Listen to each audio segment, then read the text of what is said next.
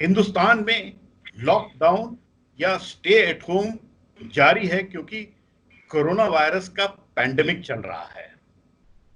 इस corona virus pandemic के lockdown ने एक बड़ी अनोखी चीज दी है, वो है साफ हवा, साफ पानी, और कहीं ना कहीं जो अर्थ है या धरती है उसमें बहुत हीलिंग हो पाई है।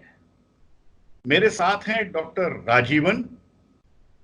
वो पेशे से वैज्ञानिक हैं, मॉनसून के ज्ञाता हैं और इस वक्त मिनिस्ट्री ऑफ अर्थ साइंसेस के सेक्रेटरी हैं। ये अनोखी ऐसी अकेली मिनिस्ट्री होगी जो कि इस वक्त शायद कोरोना पैंडेमिक के माहौल में थोड़ी खुशी दे रही है, क्योंकि साफ हवा और साफ पानी की मॉनिटरिंग यही मिनिस्ट्री करती है। राजीवन साहब, ये लॉकडाउन से एयर पोल्यूशन कम तो हुआ है, नीले आसमान हो गए हैं, लेकिन किस तरह से कम हुआ, कितना कम हुआ, थोड़े आंकड़े बताएं। ये लॉकडाउन के वजह से एयर पोल्यूशन बहुत कम हो गया एंड स्पेशली मेजर सिटीज में लाइक दिल्ली, बॉम्बे में और कलकत्ता में बहुत कम हो गया।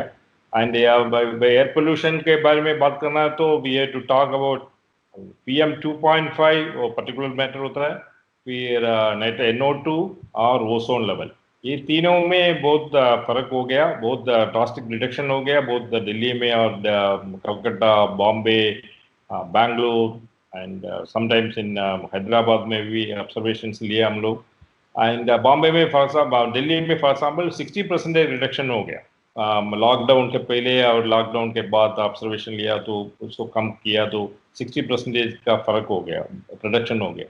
एंड PM 2.5 में ऐसा NO2 में भी अबाउट 60 to 70% रिडक्शन हो गया एंड ओजोन लेवल में आल्सो रिडक्शन हो गया। तो ये तीनों में बहुत फर्क हो गया and mainly because of lockdown में ह्यूमन एक्टिविटी सब बंद हो गया, transport system and industries, local specially local industries, road dust vehicle नहीं था तो इसलिए रोड डस्ट कम हो गया, फिर कंस्ट्रक्शन वर्क सब बंद हो गया था। तो इसलिए इसके वजह से एयर पोल्यूशन लेवल में बहुत रिडक्शन हो गया। अब लोगों ने साफ हवा में जीना सीख लिया है 40-50 दिन से। राजीवन साहब, अभी तक आप बहुत गंदी हवा दे रहे थे, अब लोग साफ हवा मांगेंगे आपसे, आप कैसे दोगे साफ हवा? हमारे 40 करोड़ से ज्यादा जनता जो नॉर्थ इंडिया में रहती है वो अब डिमांड करेगी आपसे साफ हवा देने के लिए। ये मेरा मेरा मेरा मिनिस्ट्री का मैंडेट नहीं है अच्छा हवा देने के लिए, but it is all responsibility है, सबका रिस्पॉन्सिबिलिटी है। सो हम लोग सब कंट्रीब्यूट करना पड़ेगा। सो फॉर एग्जाम्पल हम लोग को पब्लिक ट्रांसपोर्ट सिस्टम इम्प्रूव करना पड़ेगा। फोसिल फ्यूल का पेट्रोल डीजल बर्निंग का वो कम करना पड़ेगा, अल्टरनेट एनर्जी के लिए जाना पड़ेगा, बैटरी ड्रिवन कार्स यूज करना पड़ेगा। ऐसा वी हैव टू, हमारा लिविंग में अब वी हैव टू बहुत फर्क हम लोग को लेना चाहिए। सो इसके वजह से वो वी कैन इम्प्रूव और एयर पोल्यूशन लेवल। और पानी में जो प्रदूषण का मात्रा कम हुई है, खासकर नदियों में और समुद्र में, जो कि आप खुद मॉनिटर करते हैं, उसके बारे में थोड़ा बताइए। वाटर लेवल CPCB का ऑब्जर्वेशन है, 2 रिपोर्ट भी वो लोग अभी रिलीज हो गया एंड उसका रिपोर्ट में ऐसा बोला है, specially Yamuna river as well as Indo Ganga river में उसका ऑब्जर्वेशन लिया था, उसका उसमें they found dissolved oxygen level बहुत इम्प्रूव हो गया, मेनली बिकॉज वाटर पोल्यूटेंट्स बहुत कम हो गए इसलिए। और हमारा ऑब्जर्वेशन ओवर सी क्वालिटी, वाटर क्वालिटी ऑब्जर्वेशन हम लोग अभी ले रहे हैं। सो अभी हम लोग शिप को भेजा है वो along with our people scientific staff वो ऑब्जर्वेशन लेने के लिए। सो सैंपल लेके हमारा लेबोरेटरी में ऑब्जर्वेशन सैंपल एनालिसिस करेगा, उसके बाद we will know that whether water quality also, see water quality also improve, but I am sure उसमें भी बहुत फर्क होगा। तो आपको 21वीं सदी में मनुष्यों के साथ में रहते हुए बेसलाइन डेटा मिल गया, इससे आप आगे क्या एनालिसिस कर पाओगे आप? ये बेसलाइन डेटा इसका एनालिसिस कर सकता है, व्हाट आर द कंट्रीब्यूटर्स। आप ये बेसलाइन रिडक्शन हो गया, इसका वजह से इतना रिडक्शन हो गया, can you identify each activity so और दूसरा ये मॉडल कैलिब्रेशन करने के लिए भी बहुत यूज होगा। हमारा प्रिडिक्शन सिस्टम में भी हम लोग मॉडल यूज कर रहे हैं। सो ये लो लेवल बेसलाइन डेटा मतलब model can predict, so predict कर सकते हैं मॉडल ये low level air pollution level, वो भी it's a good question. Hindustan बहुत हद तक मॉनसून्स पे डिपेंडेंट है। हाँ, और आप मॉनसून के स्पेशलिस्ट हैं। ये लॉकडाउन से मॉनसून को कोई फर्क पड़ेगा, क्योंकि पार्टिकुलेट मैटर नहीं होगा, एरोसॉल नहीं होंगे? पार्टिकुलर मैटर कम हो गया तो मानसून में इतना बहुत फर्क नहीं होगा। मानसून हमारा अप्रैल में एक फोरकास्ट इश्यू किया, उसके अप्रैल में ये नॉर्मल फोरकास्ट हम लोग रिलीज किया। तो इसके फोरकास्ट में 100% लॉन्ग पीरियड एवरेज का वो फोरकास्ट दिया। सो एयर पोल्यूशन लेवल कम हो गया तो थोड़ा फर्क हो सकता है रीजनल बेसिस में, बट ऑल इंडिया बेसिस में मानसून रेनफॉल में ज्यादा फर्क नहीं होगा। और आप ग्लेशियर भी मॉनिटर करते हैं, ब्लैक कार्बन आसमान में नहीं जा रहा है, एरोसॉल कम हो रहे हैं, तो कुछ ग्लेशियर पे फर्क आने की उम्मीद है?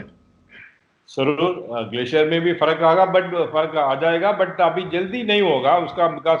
ये ब्लैक कार्बन को ट्रांसपोर्ट करके उधर जाके डिपॉजिट करके फिर उसका इफेक्ट करने के लिए बहुत टाइम लगेगा। सो अब हमारा ऑब्जर्वेशन हिमालय में हमारा ऑब्जर्वेशन चालू हो रखा है, अभी अभी भी चल रहा है। सो उसका डेटा लेके एनालाइज करने के बाद हम लोग को पता चलेगा वो रियली वो ग्लेशियर में कुछ फर्क हो गया। आप अर्थक्वेक भी मॉनिटर करते हैं और साइस्मिसिटी मॉनिटर करते हैं, ढेर सारे आपके इंस्ट्रूमेंट्स हैं, तो कुछ साइस्मिक मॉनिटरिंग में कुछ आपने देखा, कुछ फर्क आया? क्योंकि थोड़ी शांति हो गई है पूरे धरती पे। लॉकडाउन की वजह से वो एर्थ का नॉइस लेवल बहुत कम हो गया। हमारा पास वो 115 ऑब्जर्वेटरीज है, स्मॉल ऑब्जर्वेटरी है, उसका डेटा लेके हम लोग एनालाइज किया लॉकडाउन के पहले कैसा था, लॉकडाउन के बाद कैसा हो गया।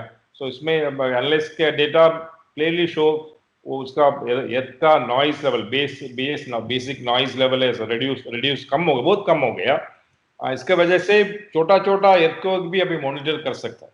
अभी earthquake बिलो 3.0 मैग्नीट्यूड का पहले मॉनिटर नहीं, वो डिटेक्शन नहीं हो सकता था। अभी नॉइस लेवल कम हो गया, इसलिए छोटा सिग्नल भी है तो भी हम लोगों को डिटेक्ट कर सकते हैं।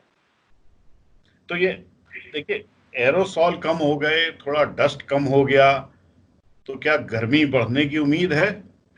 एरोसोल गर्मी में संबंध है। एरोसोल कम हो गए तो ज्यादा सोलर रेडिएशन का सरफेस अर्थ में आने के लिए संभावना ज्यादा होगा, उसके वजह से टेम्परेचर बढ़ सकता है, maximum temperature specially day time temperature बढ़ सकता है। और इस सब के बीच में आपको जो बेसलाइन डेटा मिल रहा है, जो कि एक कहा जाए गॉड गिवन अपॉर्चुनिटी है या मोदी गिवन अपॉर्चुनिटी है, आप चाहेंगे क्या कि आपके ऑब्जर्वेशंस के लिए लॉकडाउन बढ़ाया जाए, या लॉकडाउन को यहीं पे रोकना चाहिए अब? लॉकडाउन का डिसीजन गवर्नमेंट को लेना है, government will take decision appropriately. हमारा ऑब्जर्वेशन के लिए लॉकडाउन एक्सटेंड करने के लिए मैं पूछूंगा नहीं। नहीं मांगेंगे। लेकिन आपको क्या लगता नहीं है, मांगे। लॉकडाउन से जो हवा, पानी और सारी जगह शांति सी एक हो गई है, जिससे कि धरती में कहीं ना कहीं एक ठहराव आया है, कहीं ना कहीं क्लाइमेट चेंज पे भी फर्क आएगा? क्लाइमेट चेंज भी ऐसा ऐसा कोविड-19 जैसा एक बहुत बड़ा बीमारी है। हम लोग ज्यादा इसका ज्यादा इंटरेस्ट हम लोग नहीं ले रहे अभी अभी, लेकिन ऐसा शॉर्ट टाइम में इतना इफेक्ट नहीं होगा, बट लॉन्ग टर्म में climate change also is to be very very carefully monitored, and also we need to policy decision सब हम लोग लेना चाहिए, और क्लाइमेट चेंज की वजह से भी ऐसा बहुत नुकसान हो सकता है। तो आपको साफ हवा जीने में अच्छा लग रहा है आजकल? जरूर जरूर जरूर। तो ये थे डॉक्टर राजीवन, जो कि पेशे से वैज्ञानिक हैं, मानसून के स्पेशलिस्ट हैं और मिनिस्ट्री ऑफ अर्थ साइंसेस के सेक्रेटरी हैं। ये अकेली वैसी एक मिनिस्ट्री है जो कि इस वक्त अगर कहीं से कोई अच्छी खबर आ रही है तो यही मिनिस्ट्री दे रही है कि साफ हवा हो गई है, पानी साफ हो गया है। हाँ, आने वाले टाइम में इनका काम बढ़ जाएगा, क्योंकि पोल्यूशन रुकेगा नहीं। पोल्यूशन जैसे ही लॉकडाउन खुलेगा तो पोल्यूशन बढ़ेगा, लेकिन जनता जरूर मांगेगी साफ हवा, और उसमें राजीवन साहब के लिए मुश्किलें बढ़ती जाएंगी। राजीवन साहब, बात करके आपसे बहुत अच्छा लगा। Thank you. बहुत धन्यवाद। Thank you.